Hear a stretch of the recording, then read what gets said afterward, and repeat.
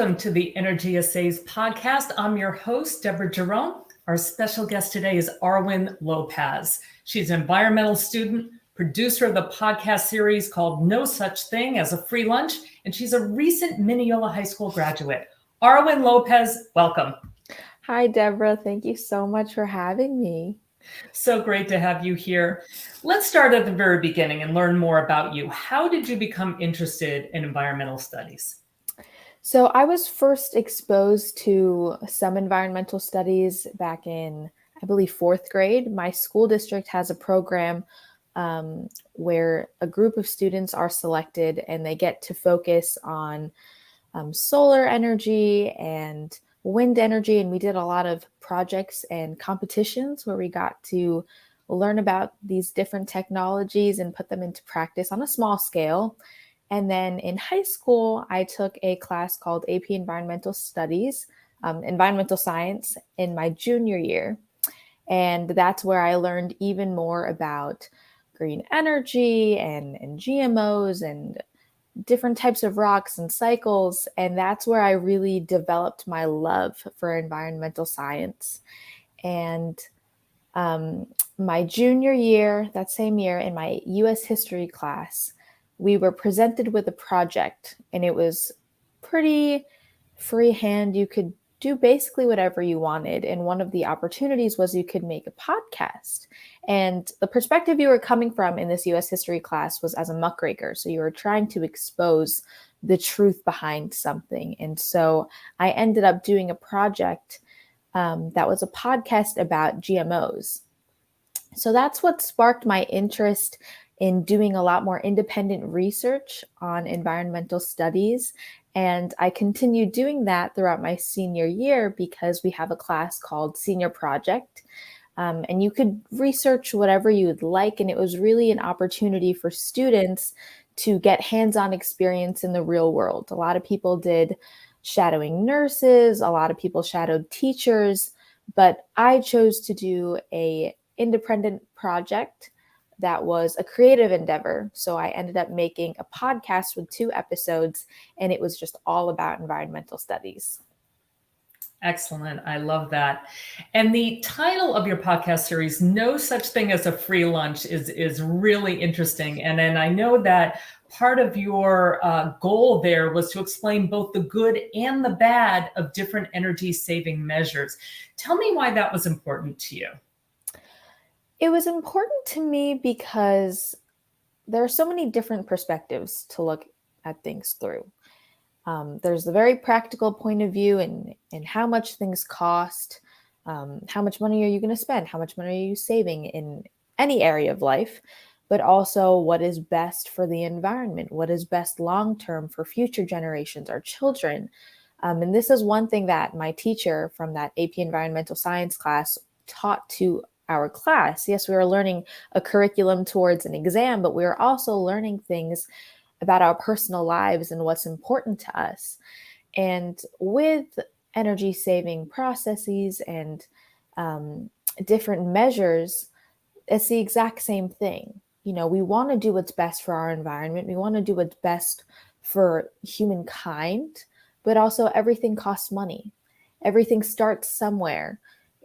There are different lives at stake when you're building different projects, when you're building wind turbines, and how pollution can affect the environment and our health. So it's not always a tunnel vision point of view when it comes to anything. And that's what I wanted to bring to light in this podcast, that yes, it's amazing to save money, to reduce pollution with anything, but also what are the side effects? What are the cons? And what is the truth and reality behind everything? So that's what I was really hoping to bring in with No Such Thing as a Free Lunch. Yeah, I think you did that very well. And I think it's an excellent point because we can all get very rah-rah about saving energy. Who wouldn't want to save energy? Right. But everything comes at, a cost and a consequence. And it's all about, weighing those things. And in your podcast episode, Are You a Big Fan? By the way, great names for your podcast episode. Thank you. should definitely go into marketing would be my suggestion. But you interviewed Dr. Nagler, who's superintendent of the Mineola School District, and he spoke about energy performance contracts. And he did one of those with us here at Energia. We were a partner. Were you aware of those improvements that were going on while you were a student at Mineola High School? So I wasn't aware to how extensive these improvements were. I only knew that we were getting some solar panels on our roof, and that's really about it. So when he started telling me about how they replaced all of the lights, and how that saved us a lot of money in long term, I was really surprised. And if there's even more to the project that you worked with in our school that I'm even missing, then I don't even know what those are. But really, I knew about the solar panels because we saw them, but it wasn't something that was talked about among students.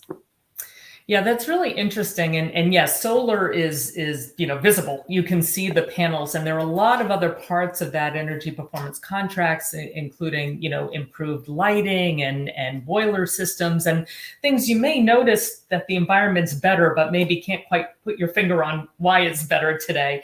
But that's part of the work that was done. So do you think that there is a way that either the school district or Energia or any of the partners involved in these projects, how do we reach the students and let them know about this great work going on? I think one way that you could reach students is through that AP Environmental Science class. I think that's a great example for kids to learn, and it's something that those specific students would be able to conceptualize. I think a lot of other students, they might be aware of solar and wind energy and other things like that, but the other capacities to what that's actually doing for the school and the cost factors, all of those things, I don't know how many people would just be able to understand. I think as a senior and even as a junior, you're starting to pick up on those things and what that actually means, but a lot of students just won't be able to grasp that. So I think it would be important and it would be beneficial to reach students that would be able to benefit from that information. That's a great point, because if you have a baseline interest, you're going to notice it more than someone who doesn't. And to that end, here at Energia, we have started a career exploration program. So when we do these projects with school districts, we've now implemented this program where interested students can work with us and actual engineers, and they do a building walkthrough. They make the energy savings calculation. So they really get involved with the project as the project's going on in their school. So tell me, in hearing about that, is that the kind of program that you would have been interested in? And what would you like to see in a program like that? I definitely would have been interested in a program like that, especially during my senior year when you're doing a lot of career exploration. Being able to work really with any adult, with any professional, would be beneficial to us, just because our futures can seem so far off. So when you get to have that hands-on experience, it's very helpful, and it helps students to be able to see, oh, these are the things that I'm going to be doing in my future. This is how I'm going to grow up. And you start to kind of like shake off the adolescence of high school and start to open your eyes to what your future is.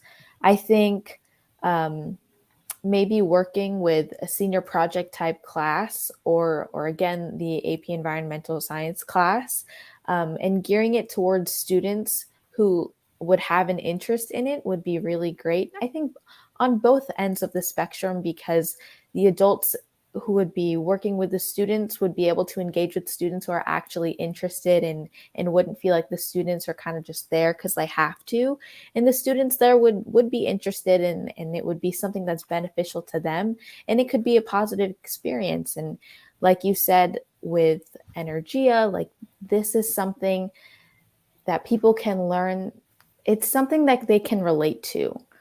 That when they see these buildings with solar panels and it can seem very overwhelming. That's what I was trying to say, that it can seem like such a reach. But once you make those connections, it'll resonate with the students a lot better. Yeah, I think that's really well said. One of our goals is to make this, real world STEM learning and tie it into the curriculum of classes, as you suggested. So that's great. So thanks for that feedback. So what's next for Arwen? What are you going to do after all this? So since I've graduated from high school, I'm going to be attending Stony Brook in the fall. I'm going to be studying biology and I'm on a pre-med track. So I'm hoping to become a doctor in my future. And I think from everything that I've learned from making this podcast and from learning more about Energia and even just how you've worked with my school district, I've been able to learn more about the small steps that I can take as an individual on how to save energy and how to make a better impact on the environment. And that it doesn't have to be as big as getting solar panels. It doesn't have to be as big as getting different boiler systems and things like that. But sometimes even just unplugging your device, your charger, and that's saving you from wasting energy and remembering to turn off the lights. And when you have an old device, instead of just throwing it out in the garbage, that there are specific places that device can go so that it gets broken down in a better way to not pollute the environment. So there are so many ways that individuals can really impact the environment, and it doesn't have to be a big shebang that I think people really should be aware about. And I hope that in my life and in my future that I can continue to do that and teach that to my family and my friends and even my future children. That's excellent. And that's right on. It is a bunch of small steps that you don't have to put solar panels on your roof. But if you want to, that's great too. Yeah. But recycle that bottle. Let's start there. That's excellent. And I really appreciate it. Arwen, you've been a wonderful guest, and we really appreciate having you on our EnergiaSaves podcast. I want to encourage everybody to tell us their thoughts about this podcast and any of our episodes. Let us know any questions that you have, and we can have great guests like Arwen come on and answer them for you. And also you can subscribe to our podcast. We recommend that you do that. So Arwen, thank you again. You are doing Mineola proud. Thank you. And we thank you all for watching.